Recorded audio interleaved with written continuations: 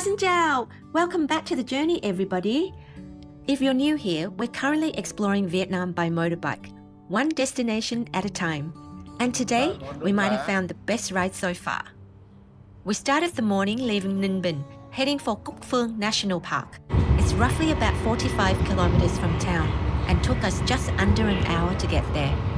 To be honest, the ride itself was already worth it. You go from busy streets to open highways, and then suddenly you're surrounded by rice fields, farms, and these insane limestone landscapes. It just keeps changing the whole way. Entrance to the park is about 60,000 dong per person. And once you're in, everything changes again. The road cuts straight through the forest for about 20 kilometers. It's Vietnam's oldest national park, over 22,000 hectares, with loads of trekking routes and wildlife. Way bigger than we ever expected. And we came at a perfect time. It was butterfly season. There were literally thousands of them flying across the road, covering the ground. I've never seen anything like it. About 10 minutes in, there's a small lake and rest area where you can grab food and drinks, and even there, butterflies everywhere. We kept going deeper in the park, and about halfway through, we stopped again near the cave of Prehistoric Man area. There were a few food stores, so we grabbed some boiled eggs and grilled sweet potatoes. Simple, but perfect at that moment. We walked up to the entrance of the cave and had a quick look around. The cave of Prehistoric Man is one of the park's most famous historical sites, where ancient human remains and stone tools dating back thousands of years were discovered. We thought about going in, but decided to keep riding instead, and that turned out to be the right decision. At one point, we thought about turning back. The park just kept going, but we knew we would regret not making it to the end. There were stretches where it was just us, no one else on the road. Super quiet, super open, just unreal. This was easily the best ride of the trip so far. If you're not riding a motorbike, you can still experience Cuc Phuong. Cars can drive all the way through the park, and there are also private tours and day tours from Ninh Bình or even Hanoi. Inside the park, there are limited bicycle rentals near the entrance, but just keep in mind, the full route is about 20 kilometers, so it can be quite a long ride.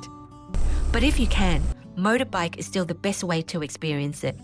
You get the freedom to stop anywhere, take it slow, and really enjoy the atmosphere. Funny thing though, because it was so cool and peaceful under the trees, we actually started getting really sleepy on the bike. We had to stop a couple of times just for Daniel to splash water on his face. But at one point, it got so bad, we actually pulled back into the lake area for a proper break. We couldn't find anywhere comfortable, so Daniel just ended up lying down on one of the park benches, out cold. On the way back, everything changed again. Same roads, but a completely different feeling. The sun was coming down, turning everything gold. After that little reset, we finally got back on the road.